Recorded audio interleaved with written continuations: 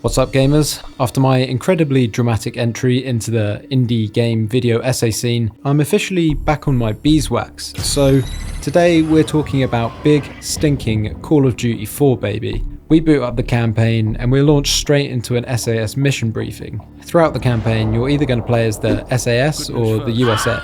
And to be fair, the SAS missions are treated with a lot more love and care, if I may say so myself. The CRT scanlines and the low-res graphics here really turns me the f*** on. We lock into Sergeant Soap McTavish for our tutorial. He's going to be our iconic boy that we play as for the SAS throughout this game, and will return in future entries of the series. We do some target practice and go full British on a melon, and what do you know, we passed. Apparently knowing your way around a knife is good enough to be in the English Special Forces. Actually, that kind of makes sense now I say it out loud. Side note, this is the very first time I've ever played on keyboard and mouse. Gaz, who's been delivering some typically British lines, sends us to the next area to undertake the iconic shoot house tutorial mission. Shout out to the character design here. How badass do these lads look?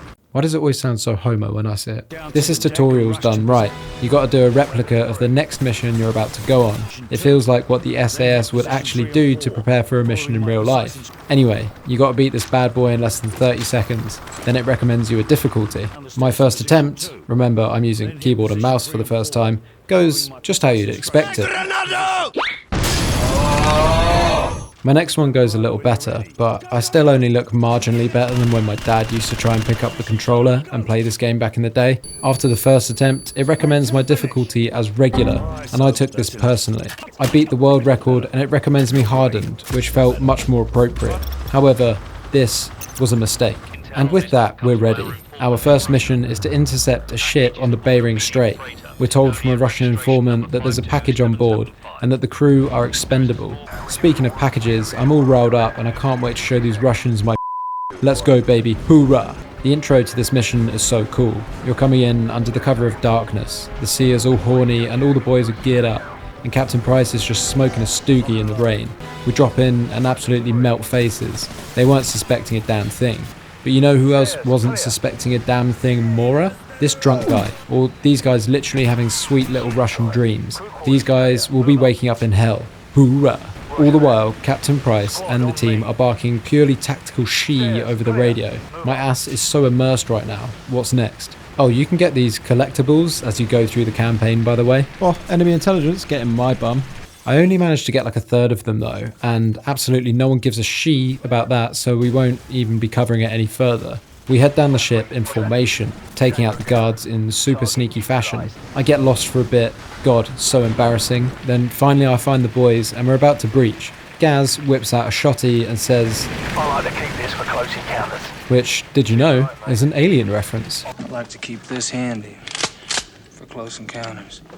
How cool is that? We're moving through the ship, stunting on these hoes. I picked up the AK as kind of like a handicap because I was finding it a bit too easy. Little did I know how hard it would get. Eventually, me and the boys find a bloody nuke mate. I make sure it's safely secured by firing off a couple of warning shots at it before pressing F on the action button when prompted to progress the story like a good boy. Shit! What the fuck was that? Someone adds Gaussian blur to my recording, but it eventually wears off.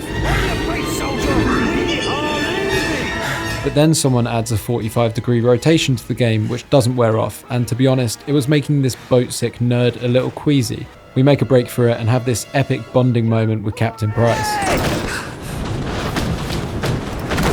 Gotcha! We're all aboard! Go! Now that's what I call music. But COD doesn't stop there. The next mission is more of a movie. Not the movie that Last Night Out with the Boys was, but more Christopher Nolan. More Black Hawk Down. We enter the scene in first person, getting dragged through a courtyard in the Middle East and thrown into the back of a car with this looker and what I'm going to say is a terrorist.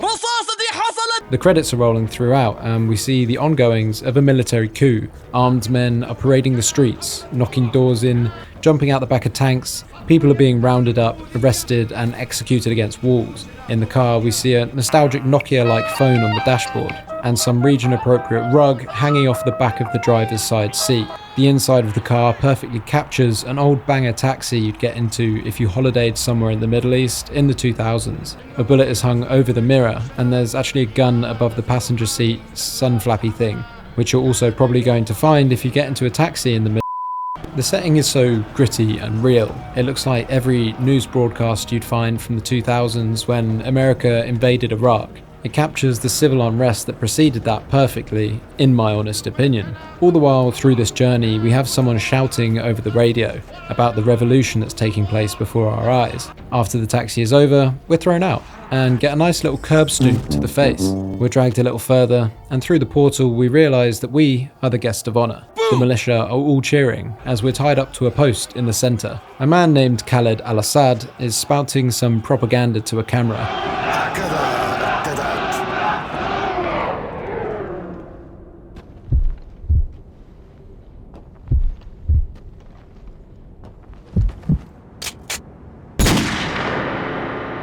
What a flipping awesome scene, man. That is absolute cinema. The next scene shows that we were viewing all of that from the perspective of President Yasser al-Fulani. This makes it even more cool. We were the one being overthrown here. How sick is that? Captain Price says, well, not much we can do about that then, and focuses us back to the Couscous Mountains in Russia, where we need to get the informant who gave us the info for the cargo ship mission out of hot water. We join Soap and the geezers just chilling in a riverbed like a bunch of tadpoles, and this is where we first get introduced to the M4A1 SOP mod. I always remember as a kid thinking the SOP mod was a modded gun just for Soap, but I think it's actually a special ops mod used in real life, which is a nifty detail and contributes to how realistic the team at Infinity Ward wanted to make the game. It's clear what they wanted to get out of this IP. Anyway, we progress through the riverbed while some frogs say, Captain Price gives the mark, and we delete these two dudes, the sound of which brings me immense pleasure. I take a little break to watch some TikTok.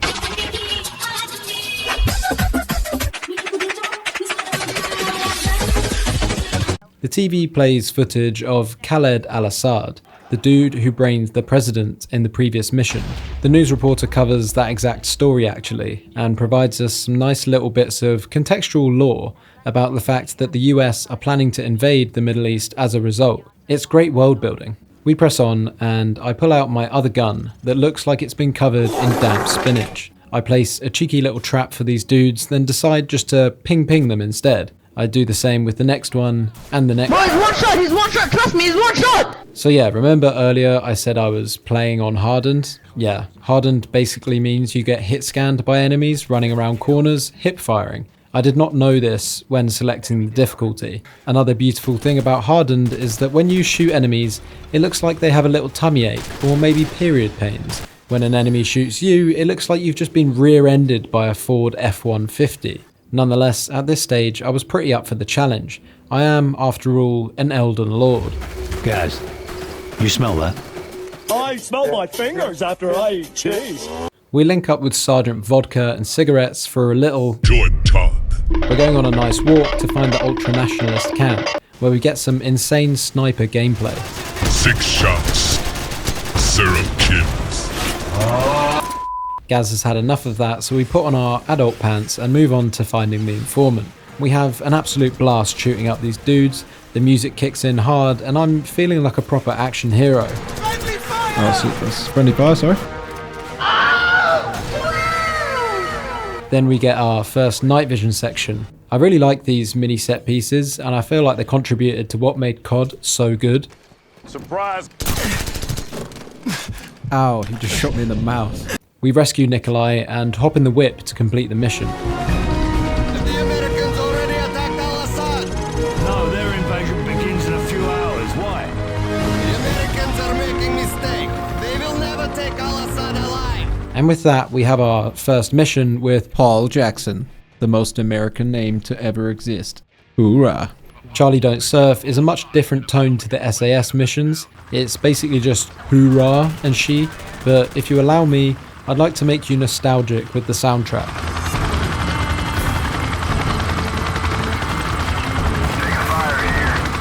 This mission is great because it really captures that feeling of the American invasions that happened in Iraq.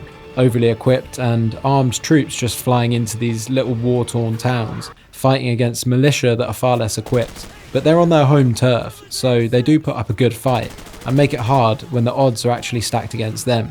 First thing we're here to do is find Assad, So we locate a possible building and get some more close quarters gameplay that the game is so famous for. We hear some crazy shouting from downstairs, so I want to go and introduce myself to everyone.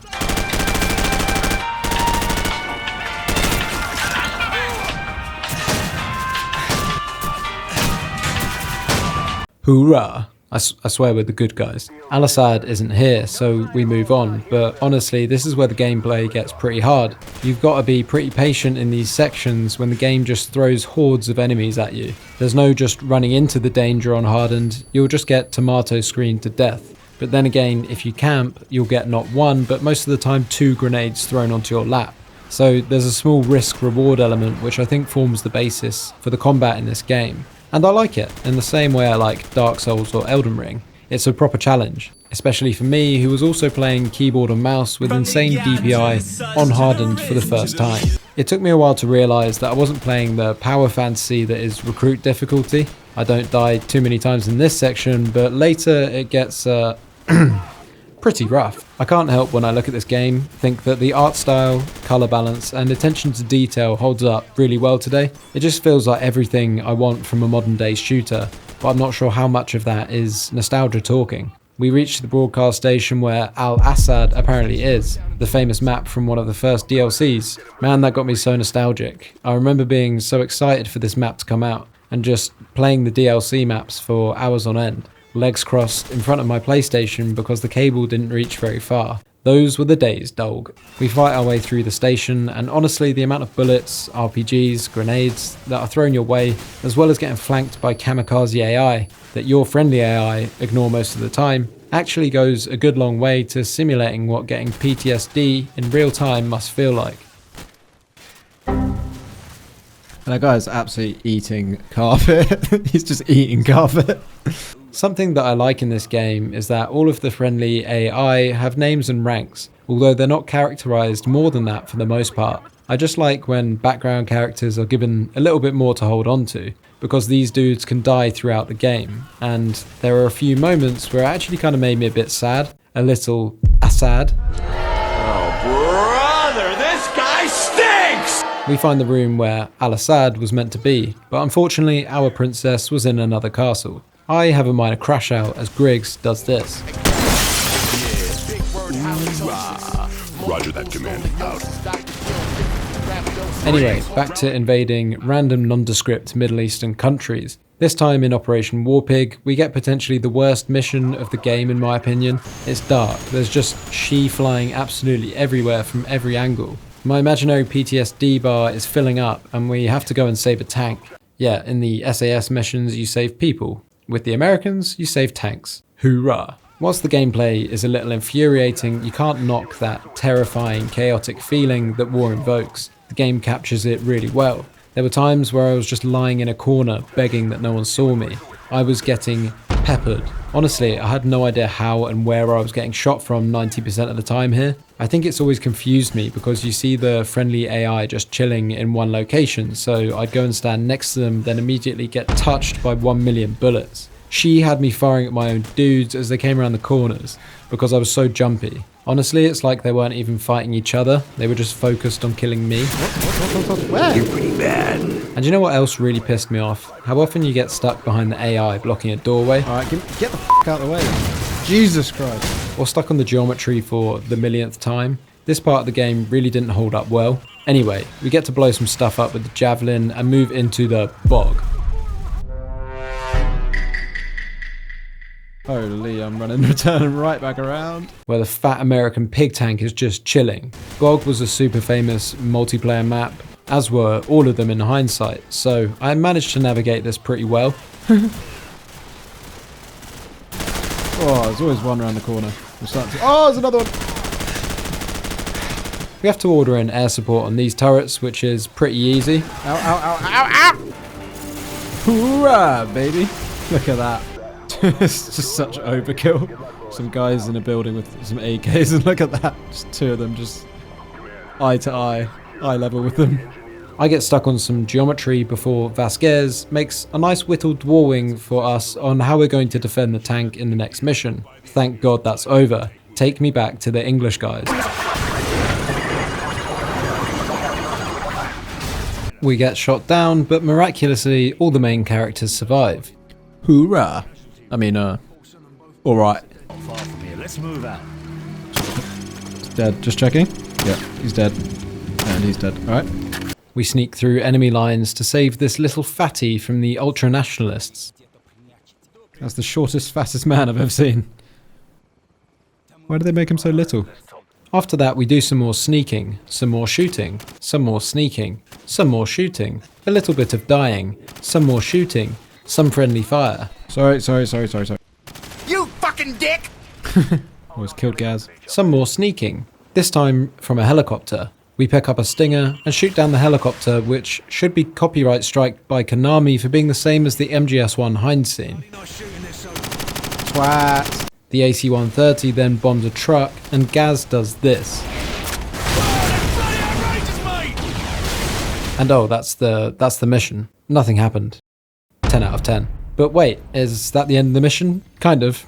But now it's AC-130 time. Guy running. More enemy personnel. Yeah, good kill. I see lots And oh, that's the mission. Yawn. I guess it's pretty cool, but by today's standards, it doesn't really hold up. It's got some satisfying boom boom, and the presentation is great, with the audio work doing most of the storytelling. And I can't fault it for how mechanically realistic the team coordinating each shot taken by you is. The team must have been so proud of it as well, because they were even... Sorry. But yeah, I guess they needed a break from the monotonous shooting gallery gameplay that I was stuck in a loop of a minute ago.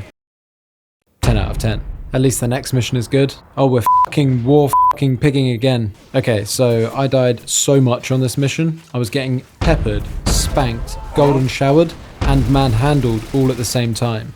By snipers, guys on the road, maybe even my own team if that was possible. It was painful. I'm pressing mouse 5. Wait, mouse 5? Mouse 5? And there was a point where I couldn't even get around this corner for like 10 minutes. Bro. Oh, I'm so fudged. Where is it? It felt like I was never going to get past it, and I was pretty close to crashing out. Let's go through old-fashioned... Ow! Oh man, I'm having trouble. At this point, I was ready to jump into an industrial-sized paper shredder to recycle my body into toilet roll to be used by hippies that don't shower. Oh, what are you doing in here? What's he doing in there? Check your corners. But I am an Elden Lord, and I've overcome bigger challenges than this.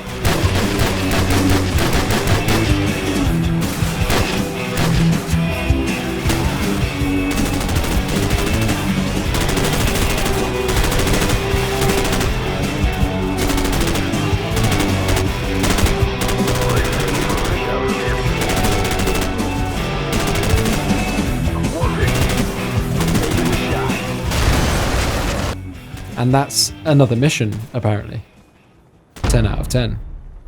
Wait, what's this? A good mission? Yeah, I think it is. This mission is called Shock and Awe.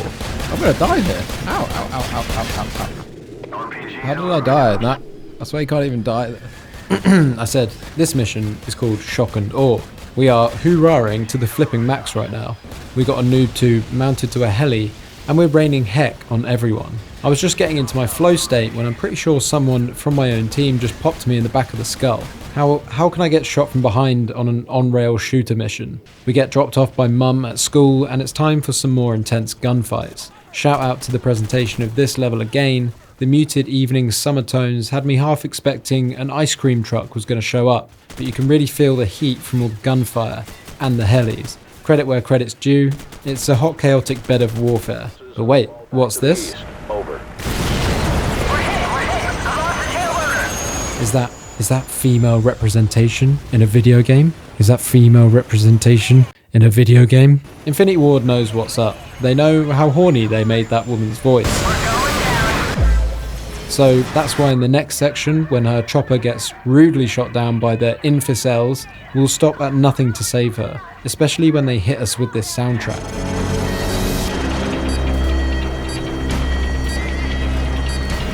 Be advised, 2-5. I risk it all for the poon. Captain Paleo, hold on tight. I'm getting you out of here, then I'm hitting it raw from the...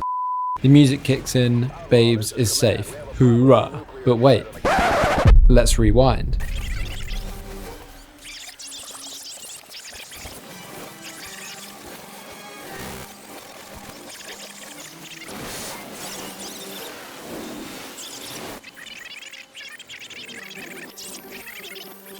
Amidst the chaos, the radio chatter subtly escalates the tension in the background, and it's impressively done because sometimes you won't even realise it's happening. You barely even notice it because you're immersed so much in the action, in saving your princess. But they've been telling you exactly what's about to happen, and yet your team still chooses to drop in and save the day, despite being warned that they're in the blast radius if the worst happens. But I guess when a nuclear threat is called in, no one actually believes it will be detonated. And why are we so sure? Because Al-Assad's forces are fighting on their own soil. Then the next scene unfolds, one of the most iconic in gaming history.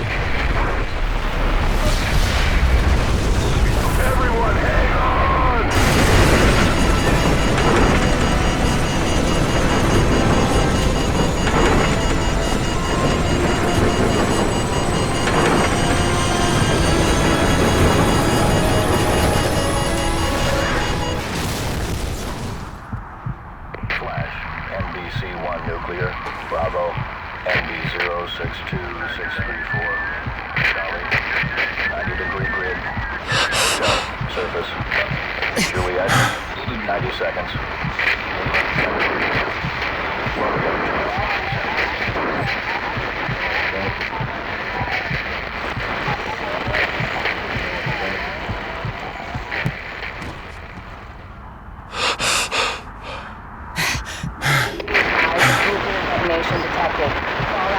Within a radius of 7.4 miles, epicenter located at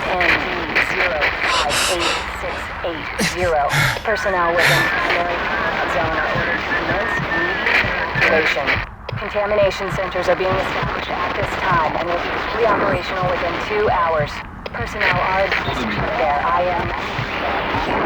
There's something cosmically haunting about the mushroom cloud of an atomic bomb, looming in the background as we stagger forward past our fallen comrades. The devastation is framed by a war-torn city, with one particularly grounding detail on the right, a children's school. Are you ready for a big word now? The juxtaposition of this is perfect. These two things should never exist in the same image, but they do, and that's why it shocks us. And the final gut punch, as the screen fades to black, faint voices of children calling for help echo in the distance.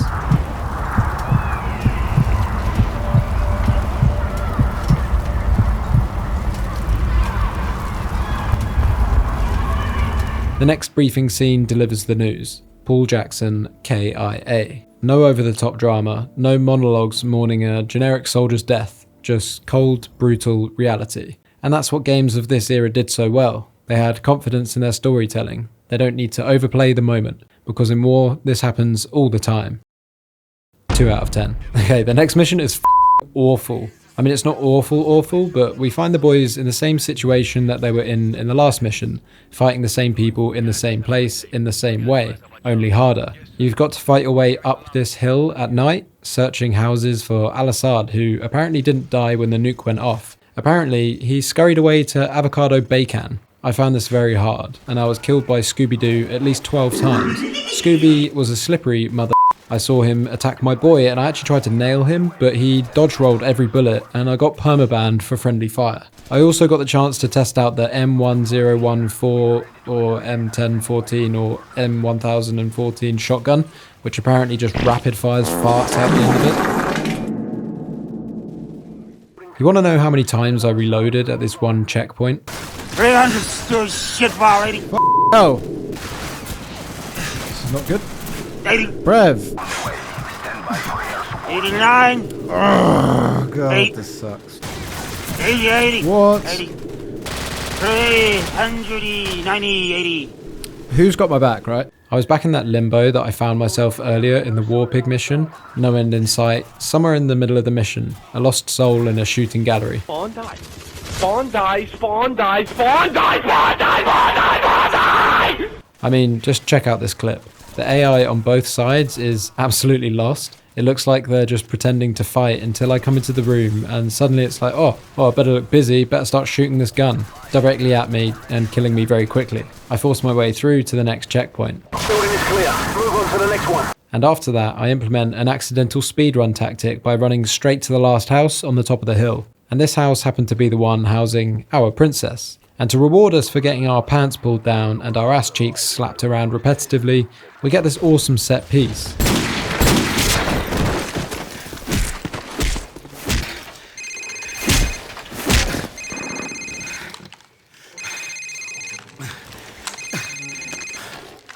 Sir, it's his cell phone.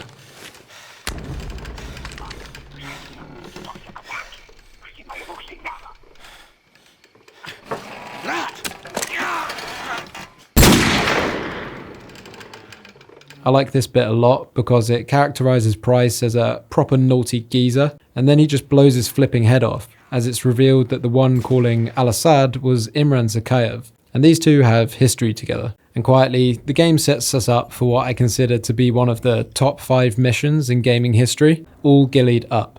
Set 15 years in the past, this mission puts you in the shoes of a young Captain Price, on a covert operation to assassinate Imran Zakhaev. The timing is perfect, coming right after an intense firefight. It shifts gears completely. You're suddenly dropped into a slow, methodical stealth mission, fully suited in a ghillie suit, crawling through the grass and shadows with your mentor, Captain Macmillan. Just 2 men behind enemy lines, taking the world on with precision and silence. The setting is eerie and atmospheric, the tension palpable with every step. It's iconic. Many games have tried to replicate this formula since, but none have come close. All Ghillied Up stands as a masterclass in mission design, pacing, and immersion. Just as I'm getting started, just as I'm immersing myself into becoming one with the gun, my wife calls me to talk about meat. Hi, so sausages.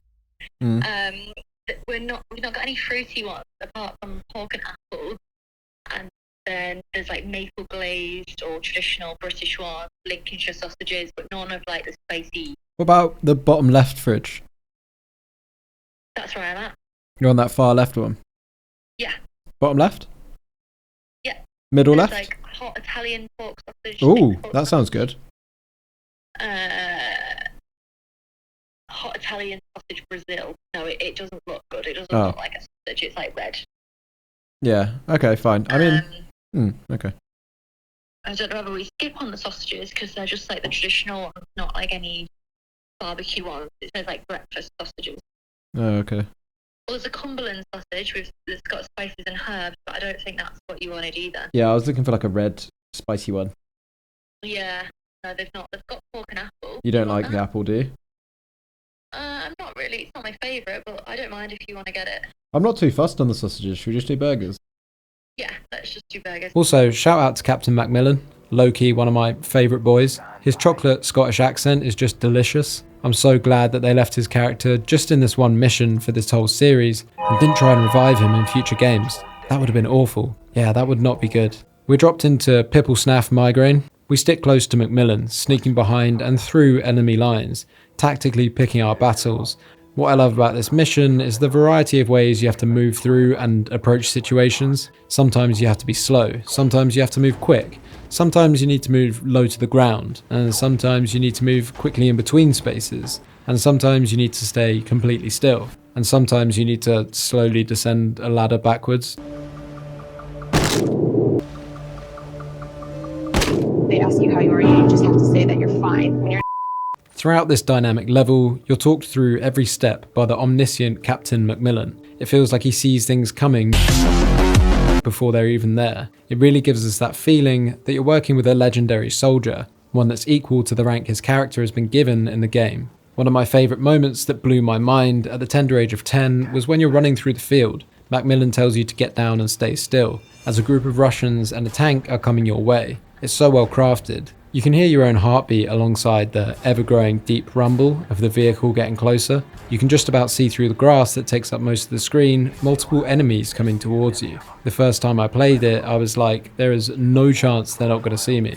It was edge-of-the-seat stuff. Maybe now it's a little easy, but you know what to do now. But 10-year-old me, for the first time, was freaking out. You've basically just got to position yourself not in the path of the soldiers, but it's hard to predict this as they seem to veer off in different directions, and it has you second guessing like, is that one coming towards me? Do I stick or twist? Do I slowly shift to the right and risk being seen? It's a nice change of pace from the chaos we're accustomed to in most of the levels so far. After this, we, in close coordination with Macmillan, take out a number of unsuspecting soldiers. These guys are clearing bodies of their own comrades that had been executed by them. I then steal Macmillan's kill. Sorry, the toxic multiplayer player came out of me. He doesn't even react because he knows that's what we thrive off of.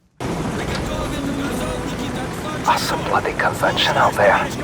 This moment had me sprinting into God knows what. the music kicking in at the perfect time. I always remember thinking Macmillan must have the biggest set of balls known to man to try half the he does in this level. But now I realise how good his characterisation is. In the small time we've had with the character, we trust him so much, to an extent that we're trying to tightly perform every single one of his commands, as good as possible, so that we don't die. Like, to do what we just did, you gotta blindly trust this guy knows what he's doing. And at this point, if Macmillan said to take off my ghillie suit and start slowly eating it, I probably would. The mission's good already, but as we start to move through the empty blocks of Pripyat, I suddenly notice the environment. The decaying grey ruins once filled with life, school lunch halls being taken back by nature, accompanied by faint echoes of children playing. Posters still hang on the damp, rotting walls, and how this makes you feel is best left to Macmillan to describe.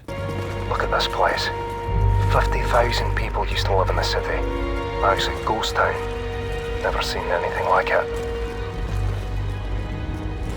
For those of you who live under a rock, which is probably 110% of my subscribers, Pripyat was an atom city built by the Soviet Union, purely to house workers of nuclear power plants. Pripyat was unfortunately just south of Chernobyl, where the world's biggest nuclear disaster took place. Oh, and by the way, if you haven't already, go and watch the series Chernobyl. That she is unbelievably good. We then get a spooky cutscene as we zoom in on me and Mac lined up behind the fattest sniper waffle you've ever seen. I've got a nice picture of Senpai Imran next to it. We zoom in to observe the meeting, waiting for our shot. We're given some hints by Macmillan that this isn't going to be a straight shot, as well as some information in the top left telling us the distance to our target and how long the bullet is going to be in the air for before it hits them. As you zoom the scope in, you can also gauge the wind direction and speed by the various Soviet flags dotted around the meat. When I played this as a kid, it took me a good few goes to understand what to do. They even throw in some dude in a heli that just flies right in the way to throw you off. I noticed that the wind has died down, the conditions are perfect, there's a clean shot, and Macmillan says it's now or never. No matter what you do at this stage, you cannot kill Imran Zakhaev. That would create a time paradox. Snake, what have you done? So even if you do skull him, which thanks to the power of slow motion and editing this video, I can confirm that I did. He still tumbles around and you see his arm fly off. It's pretty brutal. Then you remember the scene from the second mission where Al-Assad blams you in the face. He was missing an arm. And then you're like, I see now. That's how he lost his arm. Anyway, I start showing off to impress Daddy Mac by hitting a couple of dudes no sweat and easily taking out the heli. The music kicks in and it's time to skedaddle.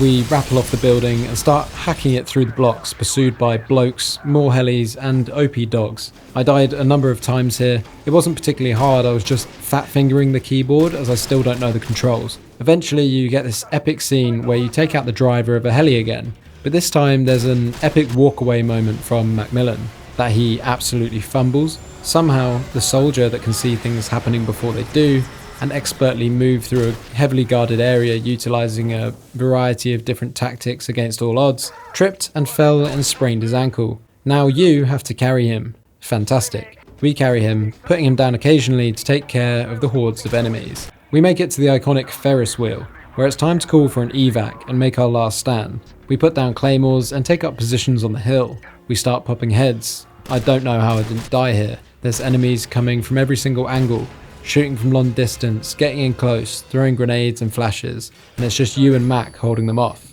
You even run out of ammo like halfway through, meaning you have to risk it even more by stepping forward to pick up guns of the fallen enemies. It's absolutely epic. I ended up just luckily pivoting around this column here, and when the heli lands, you make your escape. Oh wait, yeah, I forgot about him. And you have to time it right. Picking up Macmillan and running towards the enemies to get away is edge of the seat stuff. Wait.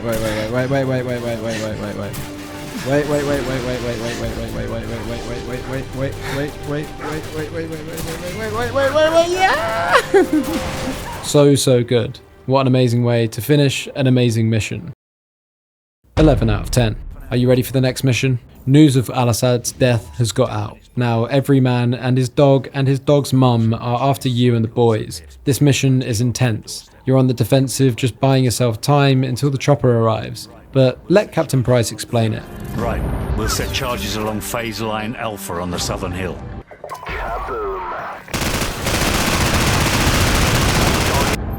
And more along phase line Bravo.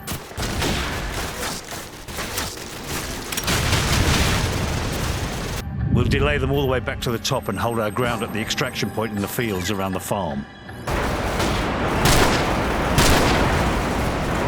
Bravo 6, this is Falcon 1, standing by to provide close air support, over. Job done right? Nah. Bravo 6, the LZ is too hot. We cannot land at the farm. I repeat, we cannot land at the farm. We're picking up SAM sites all over these nodes. Oh, that's just great! Now where are they gonna land now? Bravo 6, we're getting a lot of enemy radar signatures. We'll try to land closer to the bottom of the hill to avoid a lockout, over. Oh, it's got to be taking a piss! We just busted our asses to get to this LZ, and now they want us to go all the way back down! Again, guys! We've got to get to the new LZ at the bottom of the hill, now! So, take point, go! Yeah, sure, I'll take point, Bryce. No wazzles. Try to the base of the hill, out. Copy 2-7. Everyone, head for the landing zone. It's our last chance. Move! And what follows, thanks to the awesome soundtrack and chaotic action, is a mad dash to achieve the impossible with your boys. Truly the way every man wants to die. You have to bond with characters in games, and I felt this was a good mission where all the squad's character building starts to come together at once. This is that cheesy moment where you start to care about the boys, when faced with the highly likely chance that you are all going to die here. Playing this mission for the first time back in the day, I remember thinking there's no way we're all going to make it all the way back to where we started. So the stakes are high, and faced with the potential death of some of these characters, it gets you going, you know? Epic. Anyway, saying that, towards the end I spotted a gap, where I saw a clear route. It was every man for himself. Oh my god, I've absolutely juked that. I don't know where the rest of the boys are, sorry. Approximately 10 hours later. Then it's time for another joint op. We're teaming up with the Vodkas and the Pigs, Griggs and the boys minus, what's his name? Phil Johnson? Anyway, time to hunt down this little tracksuit wearing rat, Zakhaev's son, although it could be Nico Bellic. We're going to set a trap for him, so we blast the spunk out of these ultra-nationalists at a petrol station and steal their uniforms to set it up. There's a quick fade to black bang cutscene with Griggs, and after that we're both just having a post-bang cigarette in the watchtower. Hoorah! The little rat is en route and he arrives at the station. All the boys are in Russian cosplay as they arrive. We need to take him alive, so the idea is to nail everyone apart from him. Someone takes the base of the tower out and we go crashing down. Turns out this little rat is quite the speedster. Look at him go! He wants to lead us on a wild goose chase, and we have to fight our way through his guards to get closer to him. Air support is giving us pointers as we pursue him. One guy behind the overturned dumpster. Enemy by the dumpster, copy! And when we get pinned down by fortified machine gunners, air support splits them into a million pieces. We then have some more room-to-room gameplay, which is always a challenge. When we eventually follow him all the way to the top, we get this scene. Drop the bloody gun! Now drop it! I can put one in his leg, sir. No, we can't risk it. Hold your fire. So, take his weapon and restrain him.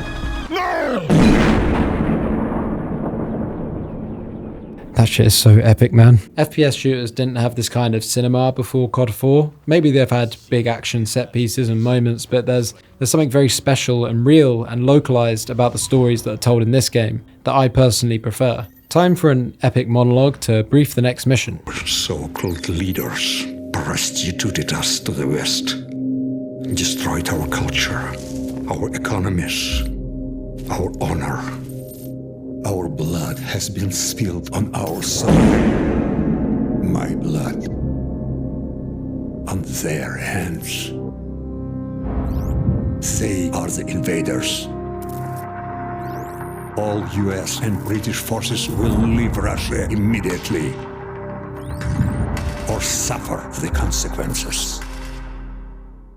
It's quite simple. Either we retake the launch facility or we won't recognize. The action is reaching a climax, and it's time to make this game come.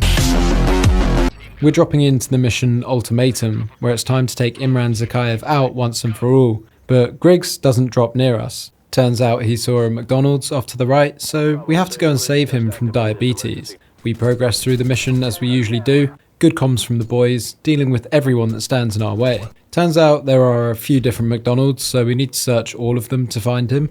We take out all the customers and employees and dogs. And eventually we find the fatty, stuffed to the brim with cheeseburgers. We save him, and it's actually time to do the mission now. We blow up this tower in epic style. This kills the power, allowing other teams to infiltrate and mount a full-scale attack on the facility that is holding both the nukes and Zakhaev.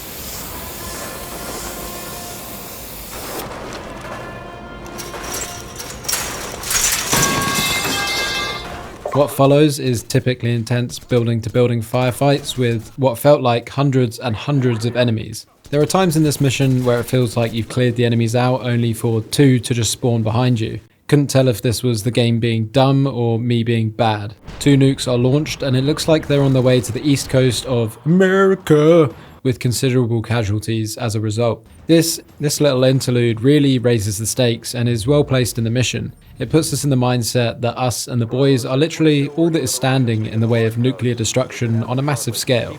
Whilst we're on the ground, our team on the radio informs us that they're working on getting the abort codes from the Russians. Our mission is to head inside and get Zakhaev, and enter the abort codes when they're given to us. We've got about 10 billion enemies between us and him, including a few tanks. I find this particularly hard. When we finally reach the entrance, us and the boys rappel directly down the nuke hole and into the facility. We once again get some copyrighted vent traversal gameplay before more pain. Mate.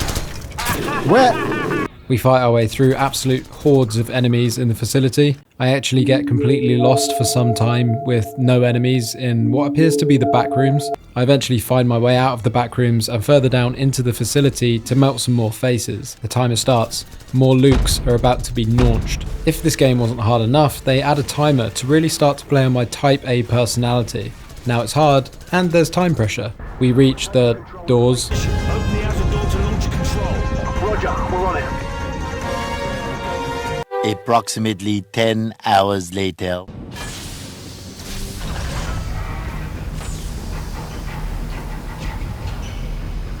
Oh, you gotta be shitting me. Guys, can't you make it open faster? I enter the codes with 1 minute 30 left to spare. Easy peasy. Only one thing left to do now. Kill Imran Zakhaev. Now it's time to fight our way back out of the facility. We jump in the whip to give chase. All the boys, Gaz, Price and Griggs, are talking about sipping beers when they get home together. The vibes are immaculate. We've saved the world and we're on our way to put the last puzzle piece into place. What follows is a highlight reel of me being terrible at the much hated but always included shooting out of a car mission. I don't even want to see what stats I got for this. I started out by just nailing my own team members, then I proceeded to miss about 98% of the shots I took, and I ran out of ammo. They add a helicopter into the mix, which I failed to hit too. I guess the cool thing about this mission is you're on an actual Russian highway and there's just civilians on their way to work all around you. A lot of them just die in balls of fire, which is very unfortunate. The heli takes out the bridge and we're scrambling not to fall into the river below. We're cornered by Zakhaev's forces, awaiting air support. But air support says, nah. Kamarov calls us and says he understands we could use some help. And we're like, yeah, just need to hold out for 3 minutes. We're hit by a rocket from the enemy helicopter. Then, in slow motion, clearly shell-shocked from the blast, Griggs picks us up, risking his life to save us, but he gets shot in the head. We roll over and we see Price bleeding out to our left. In front of us is Gaz on the floor. Imran Zakhaev is approaching, and as he arrives, he shoots him in the head too. Griggs and Gaz are down.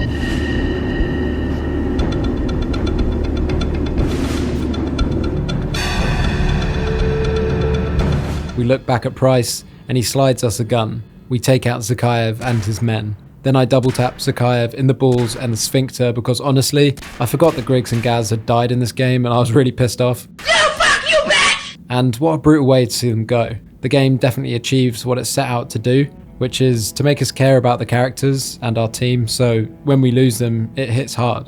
Kamarov's men arrive, they pick us up, and we watch as they try to resuscitate Price, but he looks unresponsive. These heroes are just another casualty of war. No one will ever know their names. A radio announcer speaks over the scene, offering a sanitized summary. The Russian government released a statement today confirming a series of nuclear missile tests in central Russia. Although world leaders were quick to denounce the action, Russian officials maintain that the missile tests fell well within established UN protocols. No comment was received from the ultra-nationalist party, where rumors of a possible leadership struggle have just begun to surface. In other news, the search for a ship lost in the Bering Strait due to a major storm has been called off. A glimpse into the media's cover-up. These guys won't be remembered. By tomorrow, it will all be swept under the rug. Now, if you don't mind me getting a little deep here, this kind of thing happens in real war every day. Men and women put their lives on the line for the countries that often see them as nothing more than numbers or cannon fodder. Call of Duty 4 succeeds in telling their story, in humanising them. It gives each soldier a name, a rank, or even just a sprinkle of humour between the boys from time to time. Small moments like that make them feel real. From numbers to names, from cannon fodder to characters. Good stuff, COD. Very well done. I am emotional and I liked that a lot. 10 out of 10. And the credits roll. Playing this game in 2025 was actually really fun. Whilst it's dated in so many ways, those negatives are definitely outweighed by the positives. Everything from the settings, the characters, the guns, you can tell a lot of love was poured into it. Something that we would see diminishing returns of in the games to follow. Not immediately, as the next 2 games were absolutely top tier as well, but further into the future. Call of Duty 4 revolutionised a genre, and it's crazy to think how much of my life and how much fun I had in my younger years was spent with these games. The multiplayer was a massive part of that, but no matter what, whenever I got a COD game, the first thing I did was strap in for the single player thrill ride, because they used to be so good. Thanks for watching and stay tuned for more. Bye.